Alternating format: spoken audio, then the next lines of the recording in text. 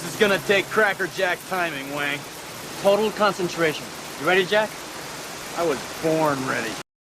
Welcome back to Thinking Critical. This is Wes, and every once in a while I like to sit down with one of my good friends and maybe talk about a creator or an executive or just a character that really influenced the comic book industry far beyond their time period. And one of those creators really is Chris Claremont. We're talking about the greatest run in comic book history is his run on the X-Men. We're talking about 13, maybe 15 years of sustained excellence. 17 years of sustained excellence. Thank you very much, Doc. And with me to talk about it is Doc. How you doing, buddy?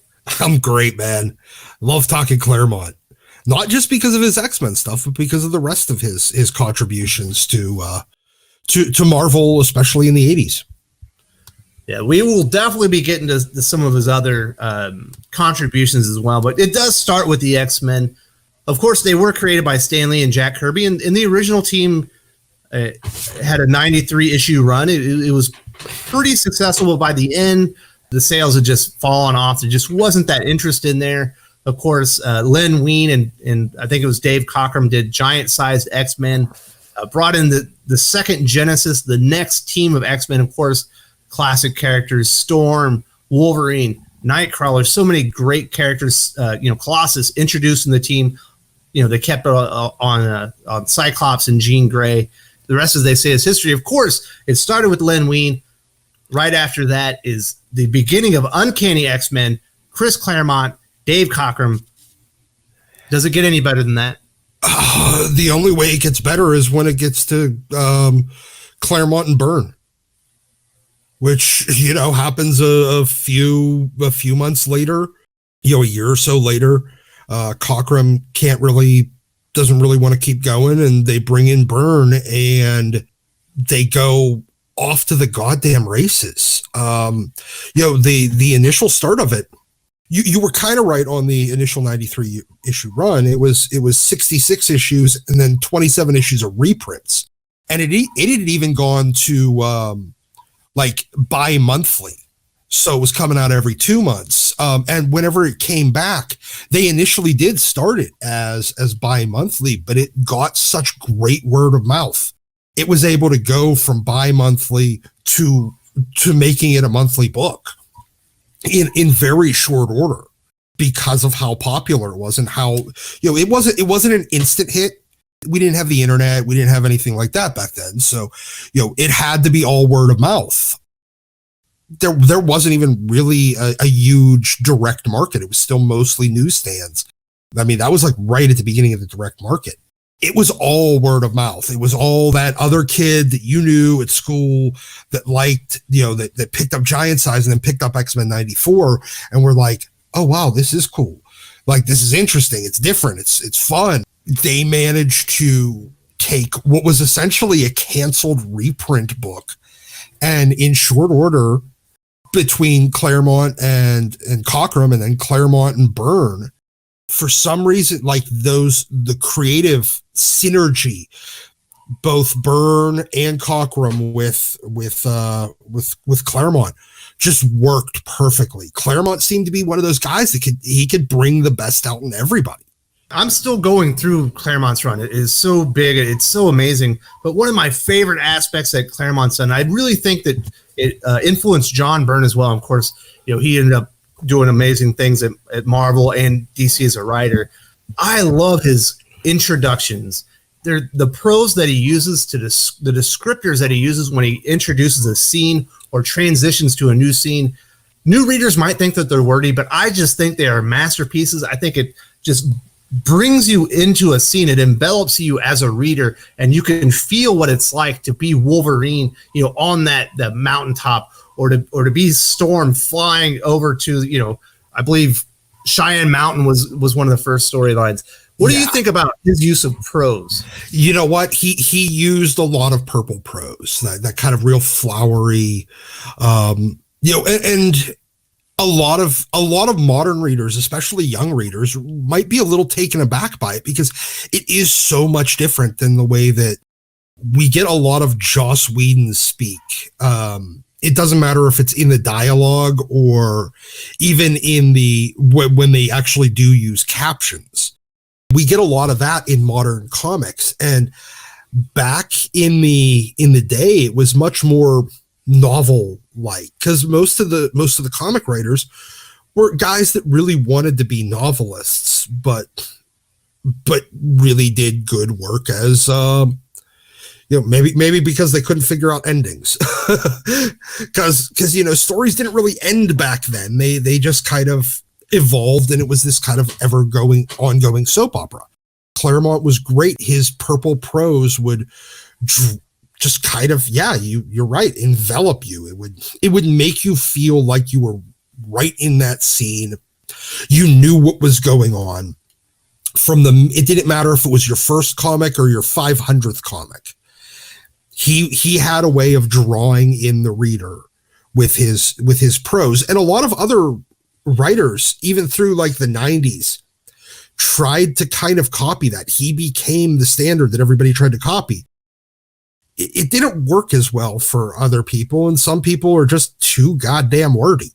He managed to hit that sweet spot between being, short, snarky Joss Whedon speak, like one-liners, and speaking in paragraphs like a lot of the 90s writers ended up doing.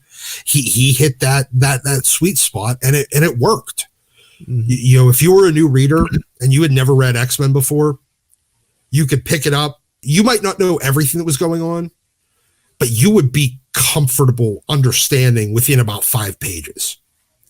You said something a few seconds ago, and I got to disagree with you just a little bit. You said, when Chris Claremont's X-Men, the story never ended.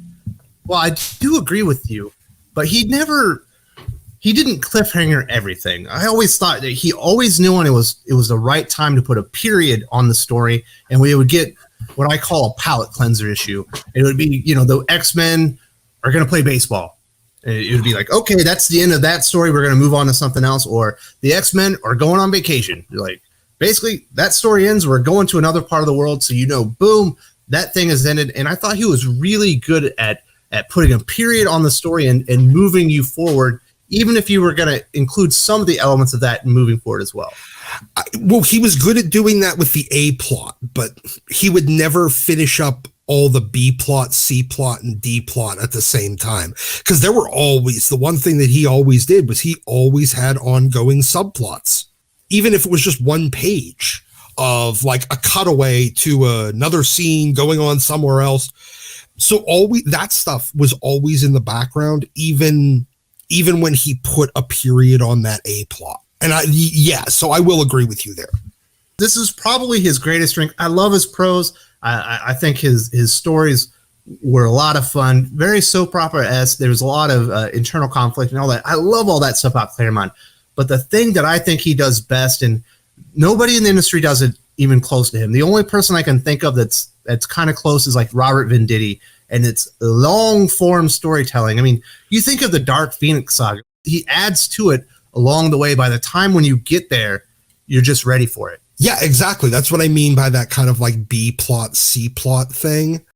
He had that underlying where he was always preparing the next A plot, because that B plot, whenever the A plot that's currently going on is over, that would have its opportunity it would be built up for a long enough time. Now we want to see resolution to this plot. It's one of the best things about it, but from a business standpoint, it's a terrible thing about Claremont, because there's no way that you can easily subdivide his stuff into easily digestible and categorized trade paperbacks. It's almost impossible. Even his omnibuses, some of the B and C plots are left dangling at the end of the omnibus. Just because it finishes the A plot doesn't mean that anything, so you have to pick up the next omnibus. It's not easily collected. From a business standpoint, it kind of sucks, but from a reader standpoint, the thing was, even if they finished that A plot, you'd be like, wait, the B plot's coming.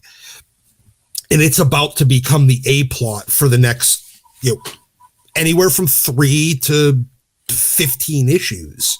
you would finally get payoff for that 1 page here, 2 panels there, 1 word bubble there of kind of foreshadowing. And he used a lot of literary tools that a lot of current creators don't really use. They don't use foreshadowing. They don't use ongoing subplots. And Claremont, he does. That Claremont documentary he talked about, he'd run out of ideas, and then Annie or Louise would basically say, well, what about like these 6 subplots you have going? He'd be like, oh yeah, I forgot about those, let's go. and it would give him something else to go with. Anytime he thought he was running out of something, it keeps kind of feeding your story, so you never run out of anything.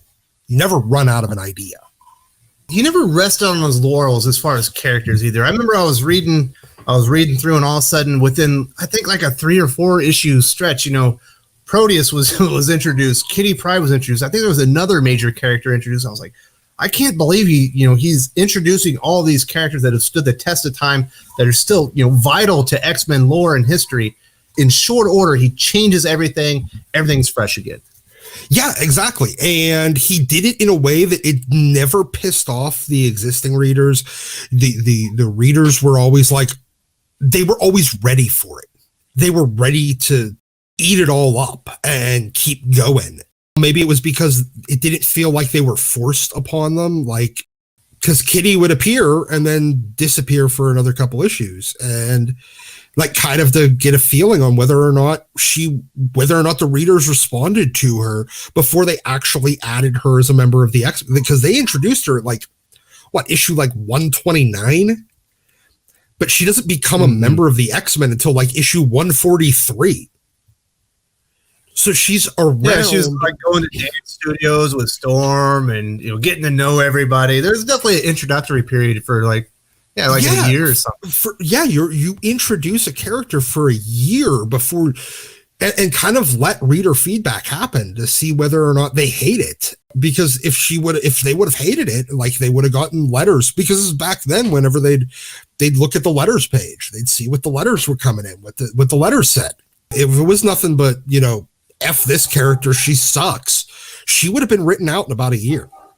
Another thing that I like about him is he had a lot of campy villains. He didn't mind having low-powered villains that were easily defeated to move the story along, allow little conflict, a little resolution within the team, but they were never really threats to the X-Men. I kind of liked how he kept the stakes low, so that way when a Magneto appeared, it felt big time, Yeah, you could when you're going up against Magneto or Proteus or some of the other villains that they've had every month, there's no way to escalate. Like if you're already always turned up to 10, there's no 11. That's kind of the joke of Spinal Tap.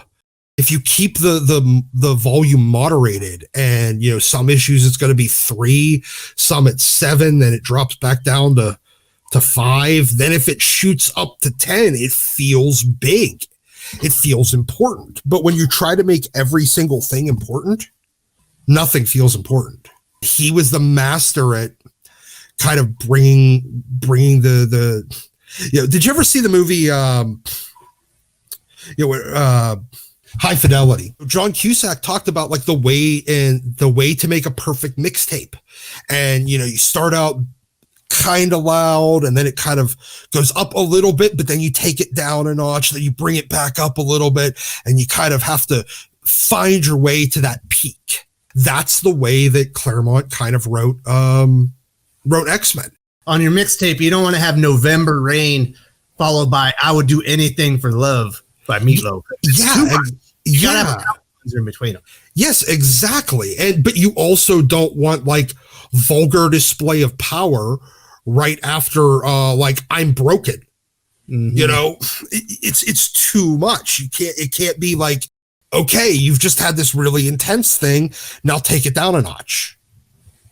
Or you've had a pretty intense thing, let's ramp it up to really drive home the stakes, and then we can drop it back down a notch if they survive.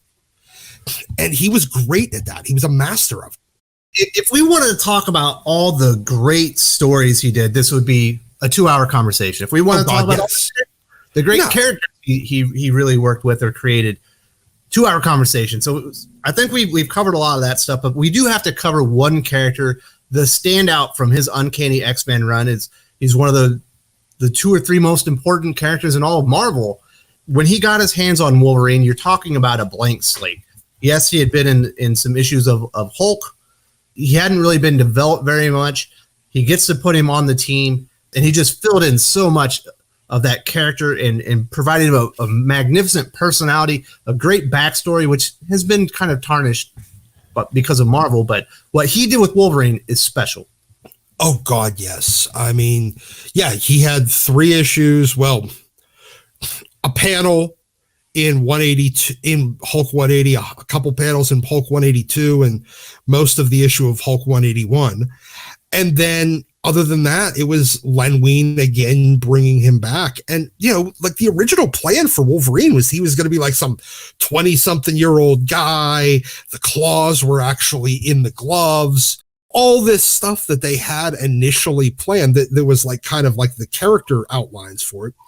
But Claremont just kind of went like, no, I'm gonna make this guy the old man on the team. I'm gonna make him this kind of grizzled veteran instead of another one of these kids, because, the first team of X-Men were kind of kids, and this new group were, they were 20 years old, so they weren't really kids, but they weren't really veterans by any stretch either. Adding somebody in is kind of like that grizzled old man that they didn't even realize is a grizzled old man, because he's able to look significantly younger, but he still doesn't exactly look young. That was something that was kind of unheard of. He did a lot of experimenting with Wolverine early on, to the point where he was such an interesting character to Chris that he actually even pulled him out of the main book and gave him like that Wolverine miniseries a few years later, but just to explore Wolverine without ignoring the X-Men for 4 or 6 months. But no, he took a character that nobody really cared about and made people care, which is a talent that a lot of creators just don't have. Their idea is, well, if we just force it on them for long enough, they'll start to like it. Instead of actually taking somebody because Carol Danvers could be one of those characters. You can make people care about her, but you're never going to make people like her just by forcing her on us. And they didn't force Wolverine. They just kind of responded, and he explored a person. And he's like such a relatable character. I think everyone's got that uncle or that friend of their dad that he's kind of grizzly. He's moody, but he knows shit, and he's always got your back.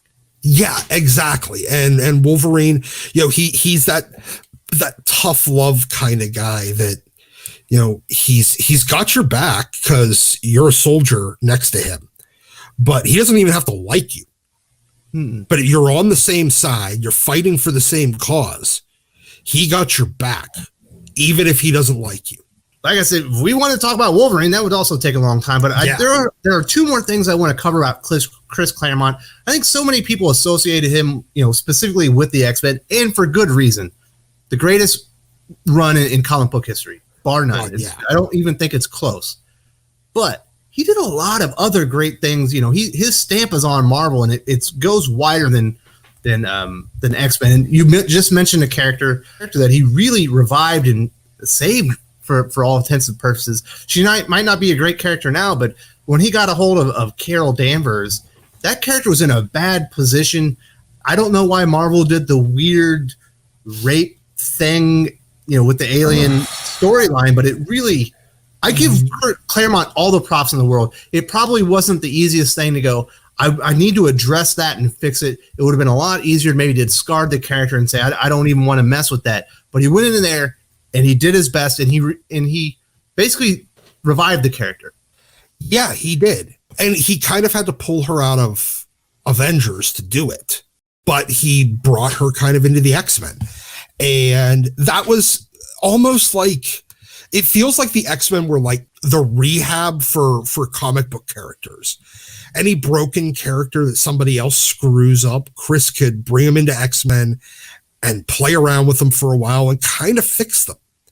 You know, we got Carol go from Carol to Binary to being almost like a cosmic entity under Claremont, and then bring her back to Earth and explored her relationship, you know, or issues rather with Rogue. They explored that a little bit. He rehabilitated Carol after Carol was a little screwed up. Well, I mean, that's one of the biggest follies Marvel's ever done. I mean, it's not quite One More Day, but just to think what they did to that character. Yeah. Weird. Yeah. Chris he's had some very interesting runs. He's done a lot of other work outside of X-Men. I mean, he did a big one being the Fantastic Four, right? Yes. Yeah. His run with Salvador LaRocca on Fantastic Four, it's almost forgotten, but it was really good. You know, that's, I think whenever they got into like the one above all and everything like that, I think that was Claremont. That might have been, I might be wrong on that. You know, you had a lot of exploration of the Marvel's first family in a way that, because Claremont was always good at writing families. So, you know, he turned the X-Men, which were a bunch of individuals, into a soap opera family. So why not play with Marvel's first family?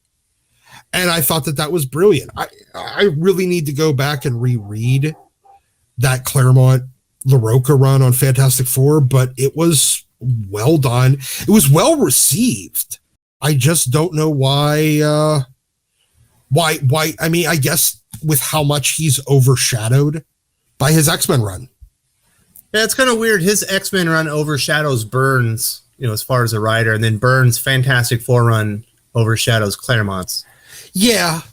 And I mean, you got other people like Carlos Pacheco and Jeff Loeb coming onto it around that time. You had Wade and Ringo on it in that same era. So, you know, Claremont getting kind of forgotten about his run isn't surprising, but it really does need to be more appreciated than it really is.